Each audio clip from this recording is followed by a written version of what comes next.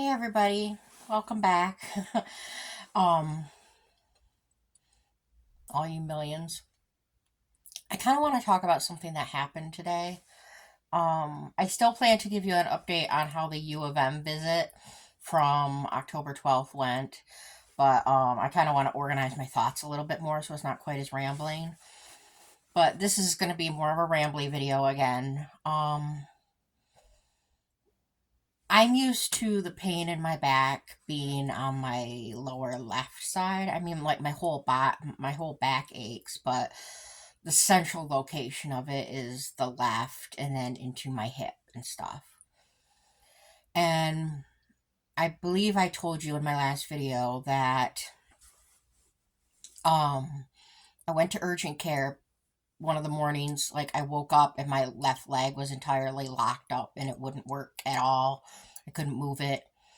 And when I finally was like able to Jedi mind trick it or somehow break the spell, whatever, I don't know, we're not fairy tale. Ended up going to urgent care, and my knee, because my knee was really, really hurting afterward, and so was my left quadricep.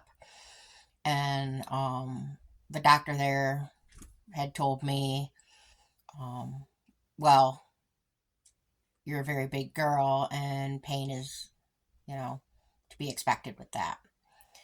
And I wasn't happy, but I mean, kind of not surprised either.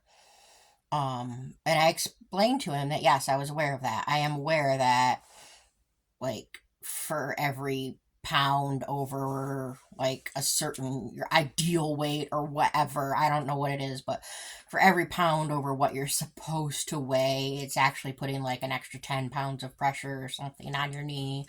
I'm aware that there's a thing like that. And I'm aware that being overweight puts so much stress on my joints. And um it's just generally uncomfortable. I mean, it's very hard to be comfortable in your body when you're heavy. Even if you feel good, even when you are very body positive and very loving of yourself, there are times when um it can just feel very difficult to live in a body that is much larger. And for the record, unfortunately, I am not, um, oh, I think I look beautiful and I am beautiful just the way I am, and I love myself and I accept myself the way I am. Nope. Um, I wish I was, but I am accepting of basically everyone around me and all bodies, but except mine. And that's just my thing to deal with in therapy. Um,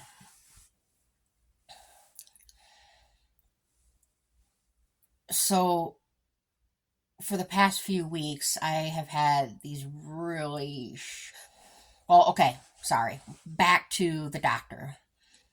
After the doctor told me that, I kind of felt like I just have become even more disenfranchised over the past couple of weeks. And so, that scene in Major League Two when Serrano is like, hey, I go to you, I stick up for you. You don't help me now, I say, fuck you, Jobu. I do it myself. Well, that's kind of how I feel. And I've been trying really, really, really hard to make sure that I'm like forcing my body to try and walk normal and like without a limp. It is very difficult because even when I'm walking normal, I my body still wants to go into limp mode. Um, and there is still, even at my best, there's still a bit of a limp there. Um, but I'm trying to force it into normalization. And I have been doing gentle stretching of my back and my legs and my arms and like my whole body, just very gentle stretching, um, and not trying to like get crazy or anything. And I'm trying to do some gentle movement, just getting the blood flowing, warming the muscles up so they're not as tight, doing the physical therapy exercises that I was prescribed back with the first and second time I was in physical therapy. Um, so I've been working on this. And for the past couple weeks, off and on I've had pain with the right lower side of my back.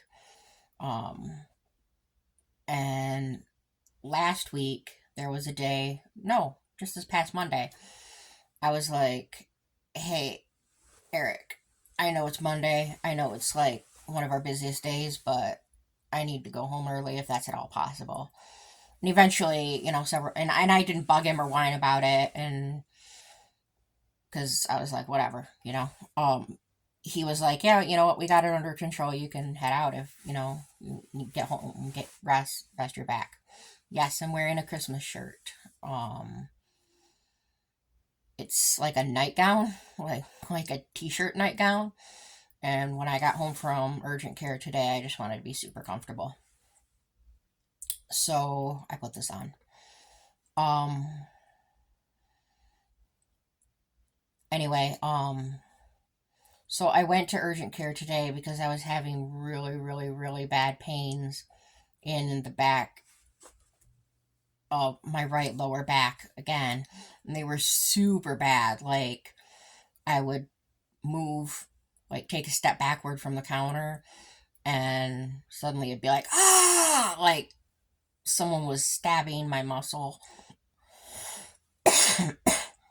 and, like stabbing my muscle with a fork and twisting it like they were winding up spaghetti. Except it's muscle fibers, and it's just so painful. And I can't take muscle relaxers at work because they make me tired. And I was like, oh, dude. And it kept happening more and more frequently. And so I was like, okay, I need to go to urgent care. And Eric, of course, he's the pharmacy manager where I work. He was like, yeah, go ahead.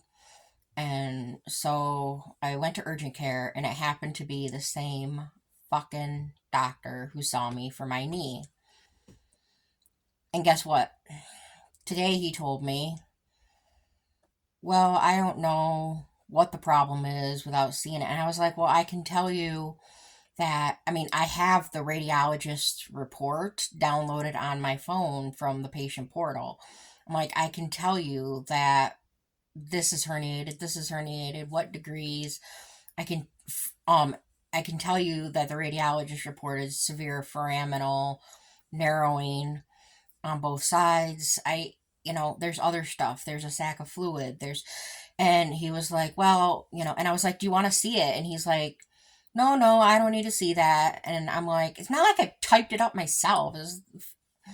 But he had no interest in seeing it. He was just like, I'll take your word for it. And I'm like, sure you will. But, he did a couple of stretches. And of course, at that moment, like, when I was in the office, I didn't have any of the major, like, kill me now attacks. And, like, I was still in a lot of pain, but I didn't have any of the debilitating, like, I'm falling over pain. And, he was like, well, the thing is, when you're as big as you are, pain is a part of life. And,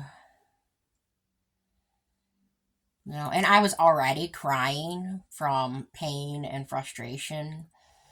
And I just started bawling. And he was like, well, he's like, I guess I assume you already take ibuprofen. And I was like, yes, I take ibuprofen. I take Tylenol.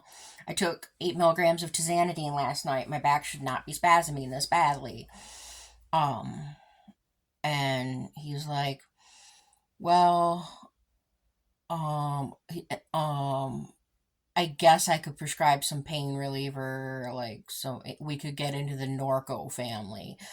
And I was like, that would be appreciated, some form of pain relief. And he's like, well, the thing is I'm going to get a red flag for prescribing it. And I'm like, that is your fucking job. You are a doctor. And this is not like a young, fresh out of college doctor, like, oh, it's my first year practicing by myself. No. This guy is clearly like in his 50s or 60s.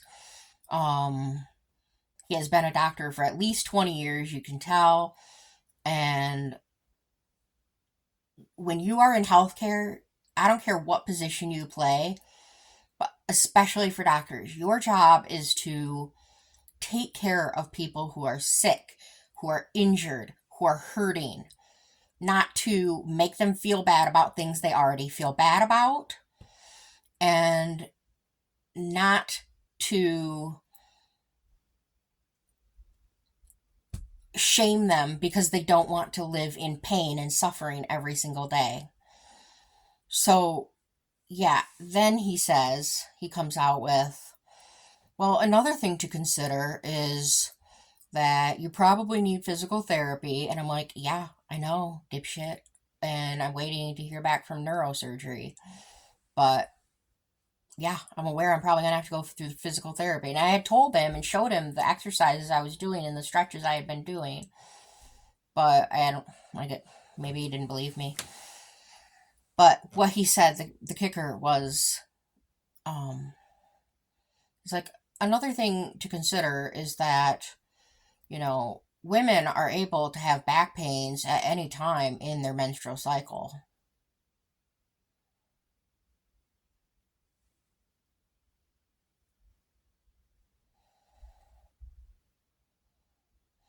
Dude.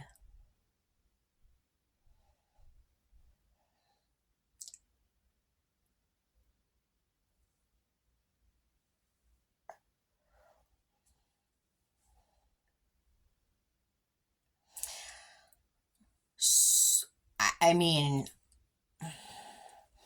if I ever have to go back to that urgent care, I'm just going to be like, no, I am not seeing this doctor.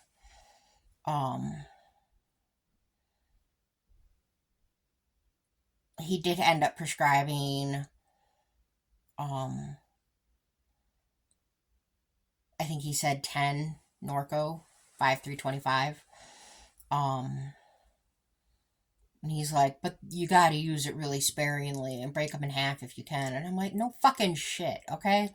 I work in a pharmacy. I'm aware of, like, the opioid problem. And he's like, the thing with opioids and the thing with Norco is people take them and realize that they work and help relieve their pain. So then they want more. And he's like, that's the path to addiction. And I'm like, do you hear yourself? You do you listen before you open your fucking mouth?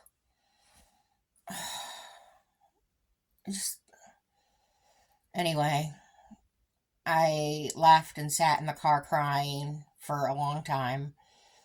Texted my coworker and Eric, the pharmacy manager, my boss, and I just told them, like, hey, I had a really bad experience, and I'm gonna be going home. I can't stop crying, and I'll be back tomorrow.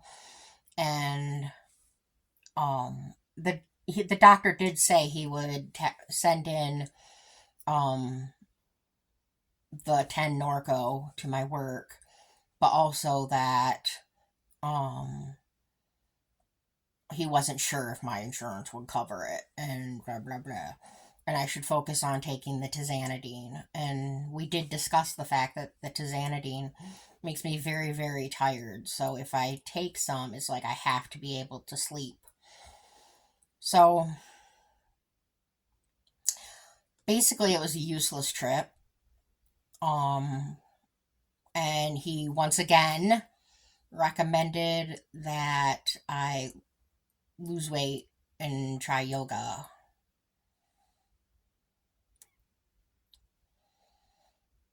So, yeah.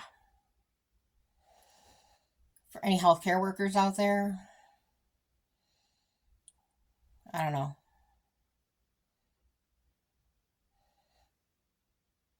People who are seeking pain relief for whatever reason are seeking pain relief. Like, he accused me of drug seeking behavior, and I was like, yes, I am drug seeking. I am seeking drugs because I am in pain. And this is interfering with my life so much. And I'm waiting to hear from specialists. And I'm asking for your help in the interim.